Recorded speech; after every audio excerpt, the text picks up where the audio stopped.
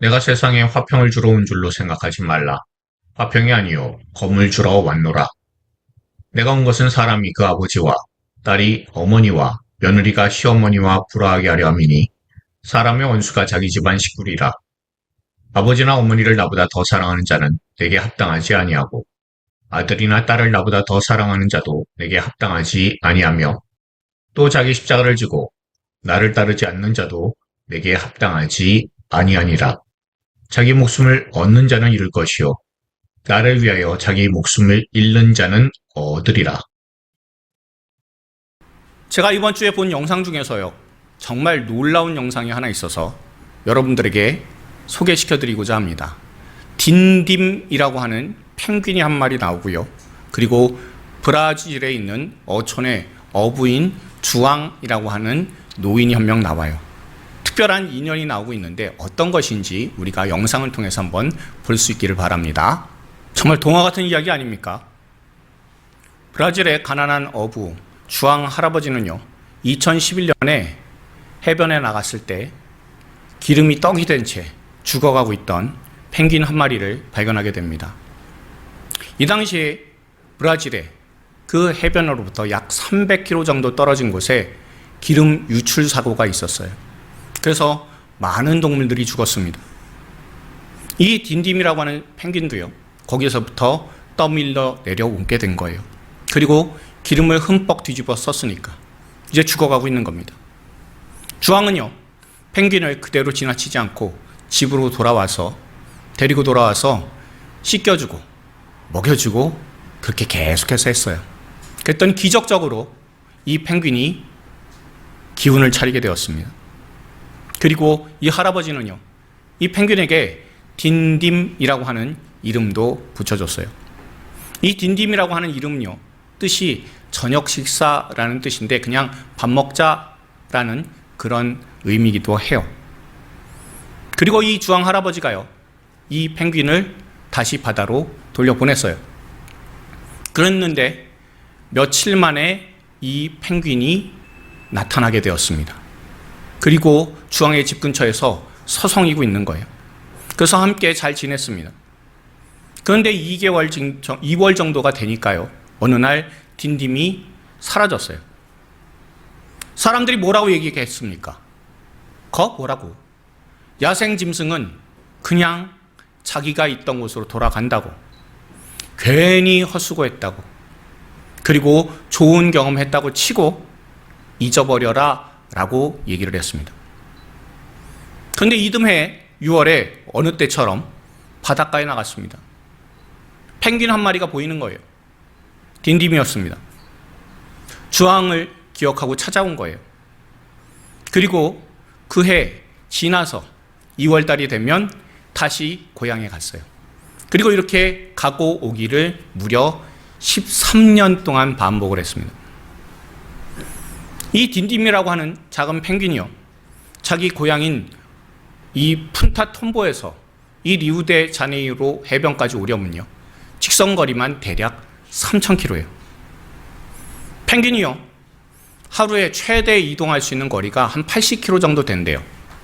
그런데 그거는 단거리에 빨리 갈 때 그렇고, 얘도 오려면 잠도 자고 먹이도 먹어야 되잖아요. 그러면서 오면은 여러분 대략 50km 정도 이동할 수 있대요. 그러면요, 3,000km 정도 떨어졌다고 하면 시간상으로 어떻습니까? 60일 걸리죠. 2달 걸리는 거예요.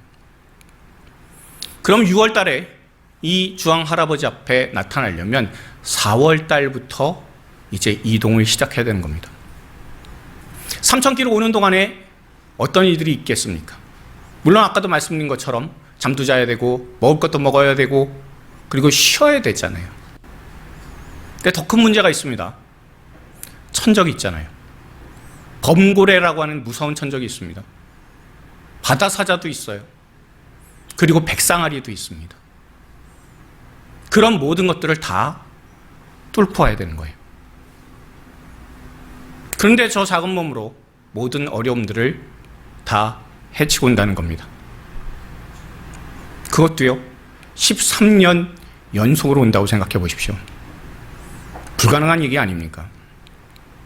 그리고 주황 할아버지하고요 6개월을 지내고 나서 그 이듬해 2월달이 되면 다시 또 3,000km 떨어진 곳으로 돌아가요. 그러니까요 1년에 4개월은요 이동하는데 시간을 쓴다는 겁니다. 온갖 위험과 배고픔을 다 무릅쓰고 그렇게 이동을 한다는 거예요. 그런데 뭐가 저 작은 펭귄에게 죽음을 넘어서도록 하겠습니까? 무엇이 저 작은 민물인 펭귄 딘딤에게 본성을 넘어서 기나긴 사투를 벌이며 주왕이라는 할아버지를 찾아오도록 만들겠습니까? 나를 살려주셨다는 그 은혜, 내가 지금 살고 있는 것, 내가 지금 생명을 누리는 것은 저 할아버지 때문이라는 그런 고마움이 짐승이면서도 그 마음에 있기 때문 아니겠습니까? 분명 자기 고향 이 푼타 톰보라고 하는 곳에서요 자기 가족들도 있을 거잖아요. 가족들이 있음에도 매해 거르지 않고 주황 할아버지를 그렇게 찾아가요. 저 거센 대서양이라고 하는 거대한 바다를 3,000km를 뚫고 찾아간다는 겁니다. 그 작은 머릿속에 각인된 할아버지의 모습이 매일 생각나고 너무나 그리워서 13년을 한결같이 자기 본성을 무릅쓰고 찾아가게 돼요. 저는 이 영상을 보면서 참 많이 부끄러웠습니다. 저 작은 펭귄이 자신을 살려준 그 은혜, 그 주황 할아버지를 바라는 것처럼 나는 나를 살려주신 우리 주 예수님을 얼마나 바라고 있는가라는 거예요. 저 작은 펭귄이 매일같이 주황 할아버지를 그리워하면서 살다가 마침내 주황의 품에 안기게 되는 것처럼 나도 예수님을 매일같이 그리워하며 주님 품에 안길 날을 기다리고 있는가라는 생각이 들었습니다. 이 펭귄 딘딤의 이야기가 저와 여러분들에게 정말 가슴 깊이 남아있고 감동을 주는 이유가 무엇입니까? 아마도 우리 모두가요 이 펭귄처럼 우리 인생과 존재 전부를 걸고서도 내가 돌아가야 하는 분, 내가 품에 안겨야 하는 분, 나를 기다려주시는 그분이 계시다라는 그런 거룩한 갈망이 저와 여러분에게 있기 때문에 그래서 우리가 이 딘딤의 이야기에 더 감명 깊어하는 것은 아닌가 생각해 봅니다. 여러분 오늘 한번 본문을 보십시오. 성경에서 가장 이해 안 되는 본문 아닙니까? 이 본문을 말씀하신 예수님이 어떤 분이시냐라는 것을 정말 잘 알려주는 말씀이 에베소서 2장에 나오는데요. 우리가 2장의 13절부터 16절까지의 내용을 우리가 표준 세번역으로 한번 읽어보도록 할게요. 읽습니다. 여러분이 전에는 하나님에게서 멀리 떨어져 있었으나 이제는 그리스도 예수 안에서 그분의 피로 하나님께 가까워졌습니다. 그리스도는 우리의 평화이십니다. 그리스도께서는 유대 사람과 이방 사람이 양쪽으로 갈려 있는 것을 하나로 만드신 분이십니다. 그는 유대 사람과 이방 사람 사이를 가르는 담을 자기 몸으로 허무셔서 원수된 것을 없애시고 여러 가지 조문으로 된 계명의 율법을 폐하셨습니다. 그것은 이 둘을 자기 안에서 하나의 새 사람으로 만드셔서 평화를 이루시고 원수된 것을 십자가로 소멸하시고 십자가로 이 둘을 한 몸으로 만드셔서 하나님과 화해시키려는 것입니다. 아멘. 죄를 지어서 하나님께 원수되었던 사람들을요 화해시켜 주셨어요.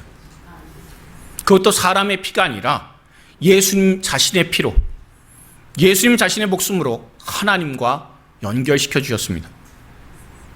자신의 목숨을, 자신의 피를 내어주심으로 하나님과 화목하게 하신 예수님은 화평의 왕이세요. 평화의 왕이신 거예요. 예수님께서 십자가에서 흘리신 피가 없었다면 우리는요 평화라는 것, 화평이라는 의미가 하나가 된다라는 의미임을 우린 전혀 몰랐을 거예요. 그런데 이런 예수님, 나를 살려주시고자 하나님과 화목하게 해주시고자 자신의 생명을 내어주신 그 사랑의 예수님이요 오늘 본문에 놀라운 말씀하시잖아요. 우리가 34절을 다시 한번 읽어볼게요. 읽습니다. 내가 세상에 화평을 주러 온 줄로 생각하지 말라. 화평이 아니요 검을 주러 왔노라. 아멘. 정말 당황스럽지 않으십니까? 예수님께서 십자가에서 뭐라고 하셨습니까? 아버지, 저들을 용서해 주십시오. 지금 저들이 무엇을 하는지 알지 못합니다. 라고 우리를 위해서 충고해 주셨잖아요. 용서해 주셨잖아요. 그러니 용서의 왕이시자 화평의 왕이신 분이 바로 예수님이세요. 그런데 오늘 본문 34절 뭐라고 합니까? 화평을 주러 온 것이 아니라 검을 주러 왔다라고, 전쟁을 일으키러 왔다라고, 싸우게 하려 이 자리에 왔노라고 예수님께서 말씀하세요. 그런데 이 말씀은요, 예수님께서 분쟁과 다툼을 조장하신다는 뜻이 절대 아니에요.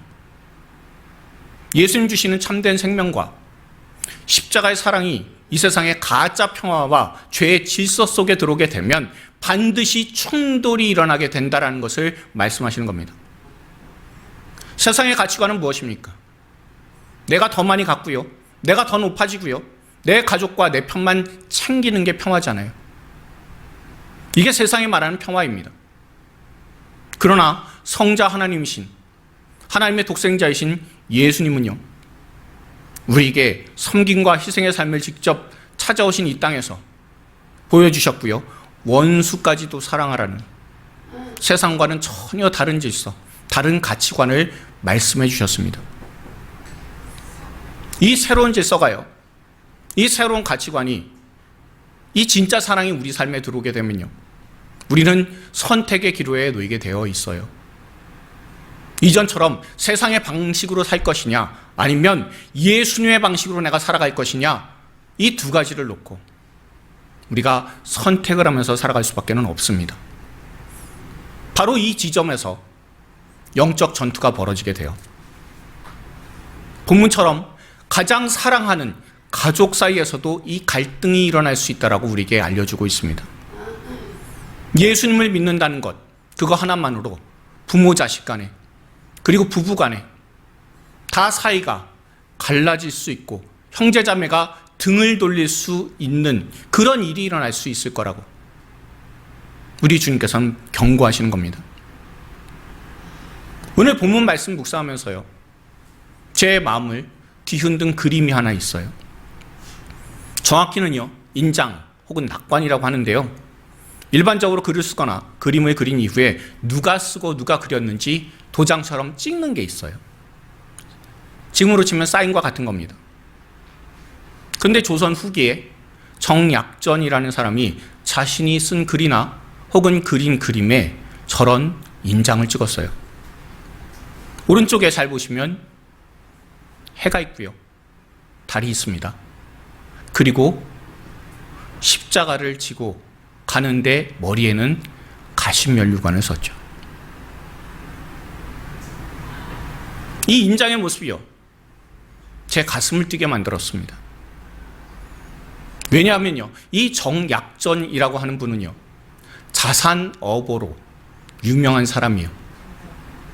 자기 자신이 흑산도로 귀양 갔을 때 그때 기록한 글이 자산어보입니다. 근데 사실 더 유명해야 되는 것은요, 신의 박해 때, 그러니까 우리나라 최초의 기독교 박해일 때 그 박해를 당한 인물 중에 하나가 이 정약전을 비롯한 정약용 또는 정약종이라고 하는 형제들입니다. 이 형제들 가운데서 제일 유명한 사람 누굽니까? 정약용 선생이에요. 다산정약용, 우리 잘 알잖아요. 목민심서를 기록을 했고, 그 목민심서를 기록한 것 외에 500여 권 이상의 책을 기록한 놀라운 대학자입니다. 그리고 또한 수원성을 건축하는 데 있어서 혁혁한 공을 세운 사람이잖아요. 그 형제가요, 4명이라고 해요. 마지가 정약현, 둘째가 자산오보를 지은 정약전, 그리고 셋째가 정약종, 넷째가 다산 정약용입니다.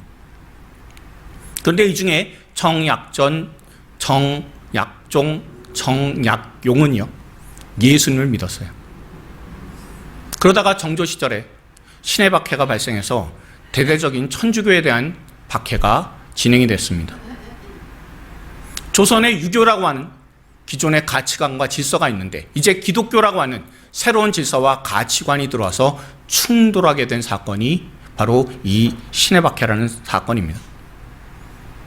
이 당시에 정약용과 그 형제들은 거의 멸문지화를 당했습니다.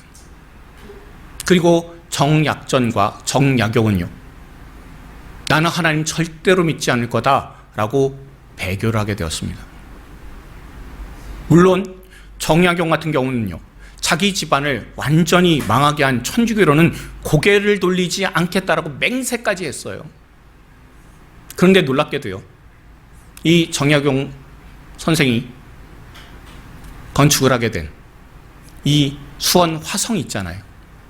여기에 곳곳에 신앙의 흔적이 남아있어요. 잘 보십시오. 방화수류정이라고 하는 망대가 있는데 거기에 천장에 보면 십자가가 떡하니 있는 거예요. 그리고 성벽 곳곳에 저렇게 십자가가, 그 흔적들이 남아있는 겁니다. 아마도 이 성을 건축을 할 때요, 조선의 정조 임금 같은 경우에 그냥 이렇게 보고 다 봤으면서도 그래도 어느 정도는 눈 감아주자라고 해서 저런 십자가 문양들이 남아있는 것 같아요. 그런데 정약용의 바로 윗형인 정약종 선생은 달랐습니다. 형제들과 연이 다 끊어져도요, 끝까지 믿음을 고수했습니다. 첫 박해인 신해 박해가 끝나고 나서 10년이 지난 뒤에 신유 박해가 있을 때, 그때 결국 순교했어요. 그리고 두 아들인 정철상과 정하상도 목숨을 잃었습니다. 이 정약종의 세례명이요, 아우구스티노라고 해요. 기독교 초기 시절 교부로 유명한 아우구스투스에서 따든 그런 세례명이라고 할 거예요. 아마도요, 이 아우구스투스, 그러니까 어거스틴이요, 젊은 시절에 마니교회에 심취해서 방탕하게 살았어요. 그러다가 예수님을 만나서 예수님 믿게 됩니다. 그런 것처럼 자기 자신도 도교에 심취했었어요. 그러다가 예수님을 만나서 예수님을 붙드는 그런 믿음의 사람이 되었습니다. 그래서 그 세례명을 이 어거스틴 따라서 아우구스티노라고 짓지 않았을까라고 생각을 해봐요. 이 정약종 선생의 그 형인 정약전이라는 분은 자선어보로 유명하다고 말씀드렸고요. 그리고 그 동생 정약용은 목민심서로 유명하고 수원 화성으로 유명하다고 말씀드렸습니다. 그런데 정약종 선생은요, 뭘로 유명하냐면 기독교 안에서 정말 유명한 주교요지라고 하는 책으로 대단히 유명합니다. 이 책은요, 조금이라도 더 많은 조선의 백성들이 복음을 듣고 예수님께로 돌아올 수 있도록 순수 한글로 기록했어요. 이 책이 지금 서울에 있는 절두산 박물관에 소장이 되어 있습니다. 그리고 이 책에 대한 평가는요, 우리나라 사람이 아니라 중국의 유명한 신부였던 주문모 신부가요, 이런 말을 했어요. 우리 중국에 성세 추요라고 하는 훌륭한 교리서가 있는데 그 교리서보다 훨씬 낫다라고, 그런 평가를 내릴 정도로 굉장히 뛰어난 책입니다. 기독교 교리를 모르는 사람도요, 이 책을 잘 읽으면 정말 하나님 믿을 것 같이 그렇게 잘 기록을 한 책입니다. 그 내용들이요, 지금으로부터 약 230년 전에 기록했다라고도 하지만 깜짝 놀랄 만한 그런 내용들이 있습니다. 제가 두세 가지를 소개합니다. 물론 이 책에서는요, 천주교에서 나온 책이기 때문에 천주라고 하나님을 기록하지만 저는 편의상 천주라는 명칭을 하나님으로 다 바꿔놨어요. 참고로 저는요, 예수님이 구주이심을 진실되게 마음으로 믿고 입으로 시인하는 사람이면 모두가 다 예수님을 굳게 믿고 구원받은 사람이라고 그렇게 여기는 사람입니다. 제가 한번 읽어볼 테니까 잘 보십시오. 하나님 삼위일체 도리는 사람이 명호로는 사람이 이성이에요. 5성까지도 얘기를 합니다. 완전히 통달하지 못하나 비유로서 좀 증거할 수 있느니라.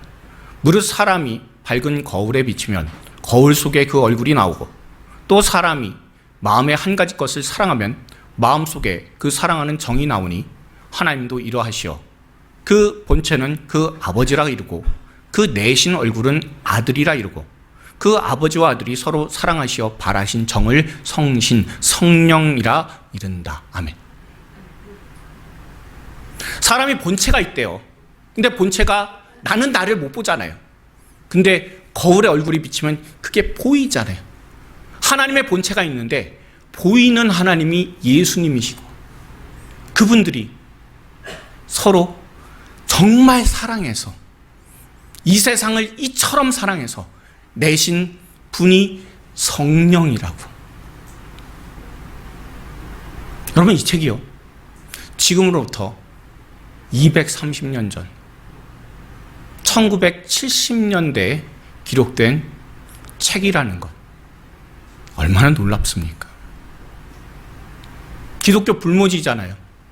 그런데 이렇게 삼위일체 교리에 대해서 훌륭하게 이렇게 기록을 하고 있다는 것을 볼 수 있어요. 또 이런 것도 있습니다. 제가 읽어볼게요. 한 사람이 묻되 원조, 여기서 원조는 아담입니다. 한 사람의 죄로 만민이 어찌하여 물들며 예수 한 위의 공을 만민이 어찌하여 입는고? 대답하되 아담은 만인의 조상이 되는 거로 그 죄의 해를 만세 자손이 다 받고 예수는 만민의 구세주가 되시는 거로 그 공의 은택을 만세 사람이 다 입으니 비유컨대 사람의 오장육부와 사지백체가 한 몸에 붙은 거로 오장에 병이 들면 온몸이 그 해를 입어 머리도 아프고 입맛도 변하여 얼굴빛도 상하는지라. 만일 신통한 약을 먹어 오장의 병을 고치면 머리도 시원하고 지절도 가볍고 입맛도 돌아오고 얼굴빛도 좋아지는지라.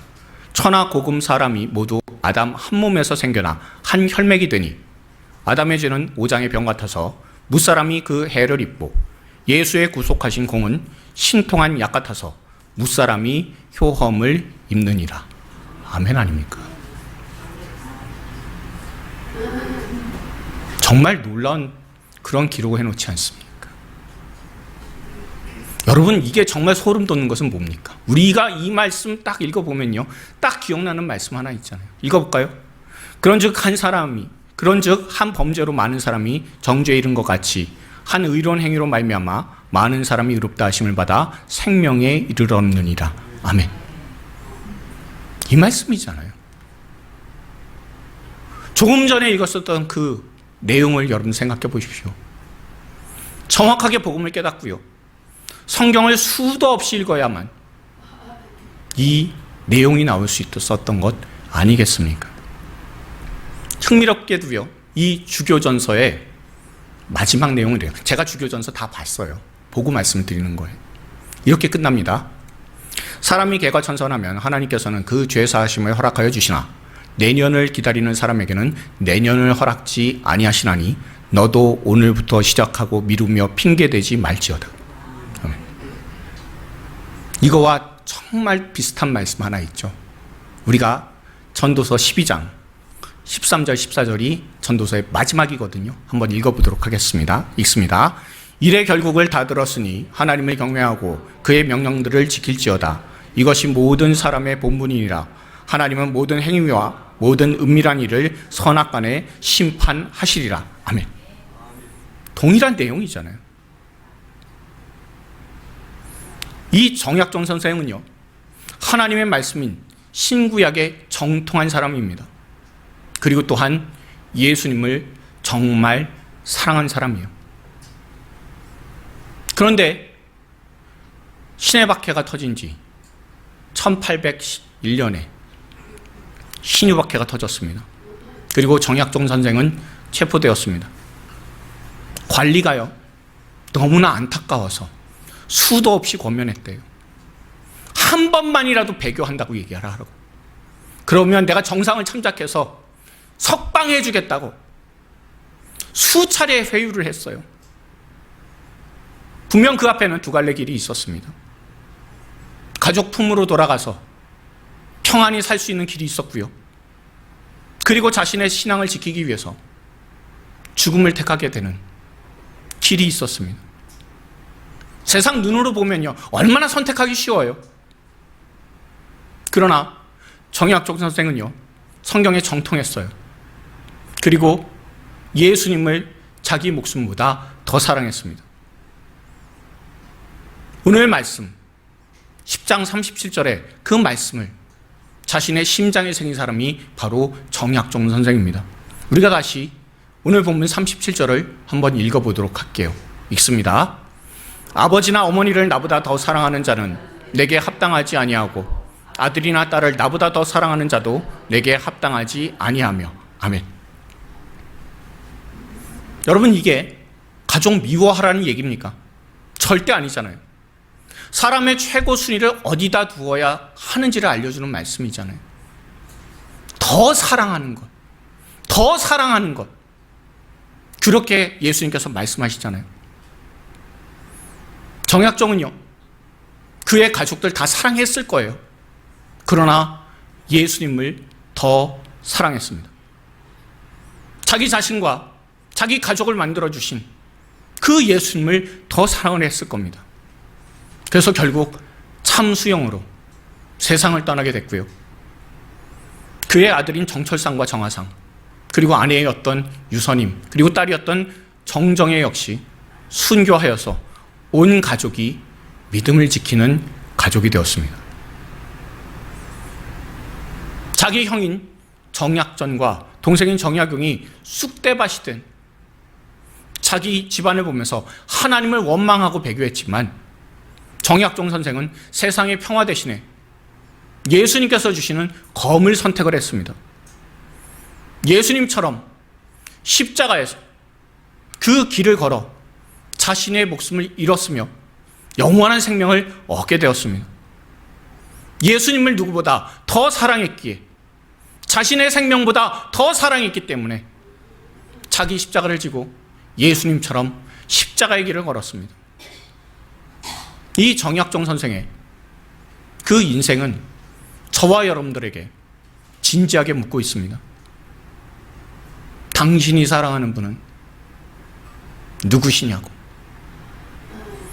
당신의 삶의 주인은 누구시냐고. 나는 예수님을 사랑하는데, 나는 예수님이 내 삶의 주인이신데 당신은 지금 누구 사랑하고 계시냐고. 당신의 삶의 주인은 과연 누구시냐고. 이렇게 그 인생 자체가 우리에게 묻고 있습니다. 오늘 말씀 중에서요, 39절의 말씀을 보십시오. 예수님께서 십자가로 물려주신 그 검을 들고 살아가는 사람에게, 저와 여러분들에게 가장 위로가 되는 말씀 아닙니까? 우리가 39절을 다시 한번 읽어보도록 할게요. 읽습니다. 자기 목숨을 얻으려는 자는 잃을 것이요 나를 위하여 자기 목숨을 잃는 자는 얻으리라. 아멘. 역설이잖아요. 자기 목숨을 잃어야 목숨을 얻을 수 있다는 것, 그게 가능합니까? 여기서 목숨은요, 단순히 육체적인 생명을 넘어서는 겁니다. 주님을 위해서 이 세상에서 목숨처럼 여기던 내 건강과 내 물질과 내 자녀까지 모든 것을 내려놓을 때 저와 여러분, 우리는요, 비로소 참된 생명을 누릴 수 있게 된다라고 성경은 우리에게 분명히 알려주고 있습니다. 이것은요, 마치 펭귄 딘딤이 주왕으로부터 새로운 생명을 얻은 이후에 매년 그 사랑을 기억해서 목숨을 내놓고 그 거친 대서양 바다를 뚫고 찾아오는 것처럼 우리도 주 예수님만을 사랑하게 될 때 우리를 위해 자신의 목숨을 내어주신 예수님의 그 놀라운 사랑을 직접 체험하게 된다는 것을 이 말씀은 우리에게 분명히 일러주고 있어요. 그리고 정약종 선생처럼 이 땅에서는 완전히 망한 것 같지만 주님의 놀라운 사랑을 깨닫고 오직 주 예수님만을 위한 삶으로 영광을 돌려서 그가 목숨처럼 사랑했었던 예수님께 안긴 것처럼 저와 여러분도 장차 주님의 나라에 이르게 되어서 주님의 품에 안기게 되어 주님과 영생 복락을 누리게 될 것을 약속하는 말씀이 바로 이 39절의 말씀이에요. 오늘 설교 이후에요. 찬송가 240장 주가 맡긴 모든 역사라는 찬양을 우리가 부르게 될 겁니다. 이 찬양가의 가사를 찬송가의 가사를 지으신 분은 페니 크로스비라고 하는 분이에요. 이분은요 1820년에 태어나서 생후 6주 만에 의료 사고를 겪게 되어서 시력을 잃어버렸습니다. 앞을 영영 볼 수 없는 장애를 가졌어요. 그런데 예수님을 사랑했습니다. 그 예수님을 사랑하는 찬양시를 9,000개를 넘게 지었어요. 우리가 잘 알고 있는 나의 갈 길 다 가도록 그리고 예수 나를 위하여 등의 찬양은 바로 이 페니 크로스비 여사가 지은 찬양입니다.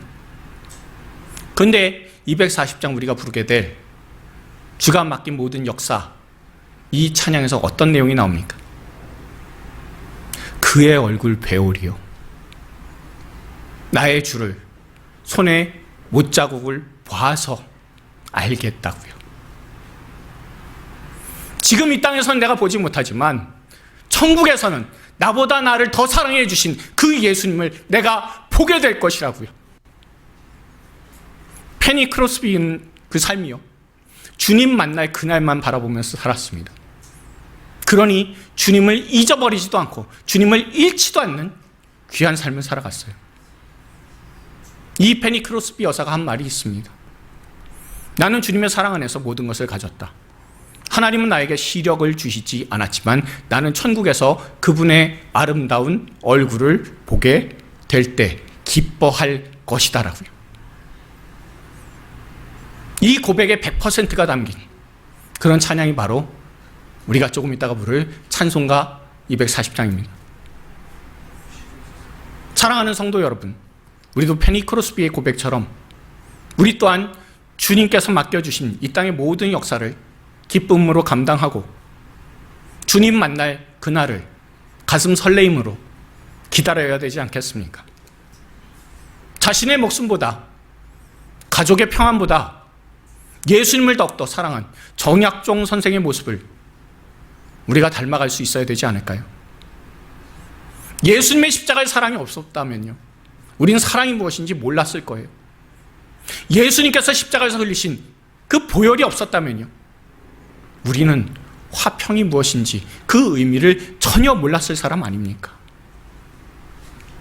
하지만 사랑이라는 것은요 예수님께서 십자가에 지신 그 그 놀라운 은혜로 말미암아 십자가에서 흘리신 그 피의 공로로 말미암아 하나님이 우리를 먼저 사랑해 주셨다는 것 우리가 알게 되잖아요. 화평이란 문제없이 잘 지내는 것, 내 마음 편하고 내 가족 잘 되는 것, 그것이 화평이 아니라 하나님께로 돌아와서 소망 있는 사람 되는 것, 하나님과 하나 되는 것, 그것이 화평임을 십자가에서 예수님께서 분명히 보여주셨잖아요. 그리고 우리 예수님께서 십자가에서 보혈을 흘려주신 그 참사랑으로 아버지께 나아가서 죄의 사함을 받고 예수님의 십자가의 사랑으로 우리가 하나님과의 올바른 관계를 가지게 되었어요. 세상은요 여전히 우리에게 많은 고난과 유혹을 던져줄 겁니다. 주님을 향한 우리의 사랑이 오히려 저와 여러분들을 시험에 들게 할 수도 있어요. 그러나 기억하십시오.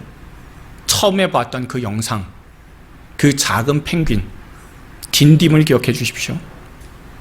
수천 킬로를 헤엄쳐서 자신이 꿈꿔왔었던 사랑하는 어부 주왕에게 돌아왔듯이 우리 주 예수님께서도 저와 여러분들을 절대 잊지 않고 기억하고 계십니다.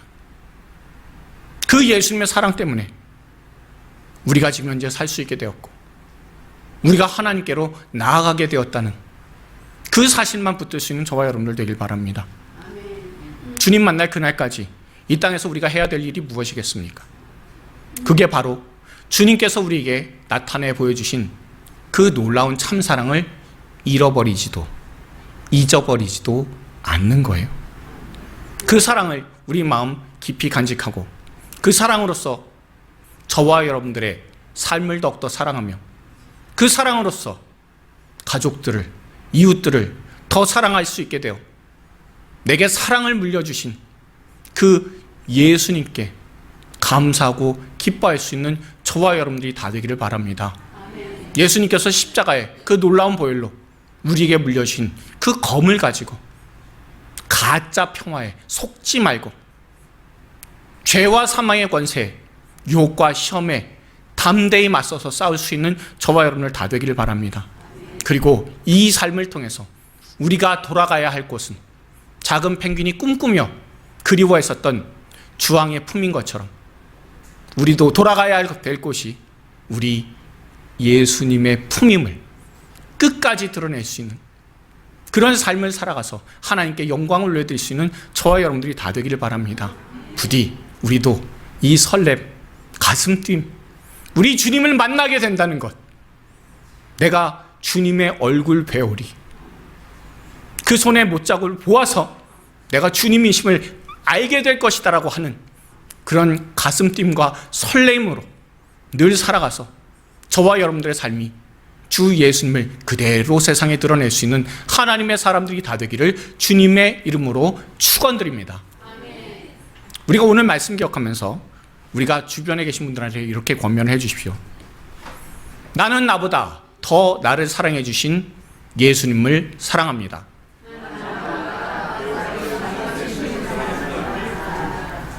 한 번 더요.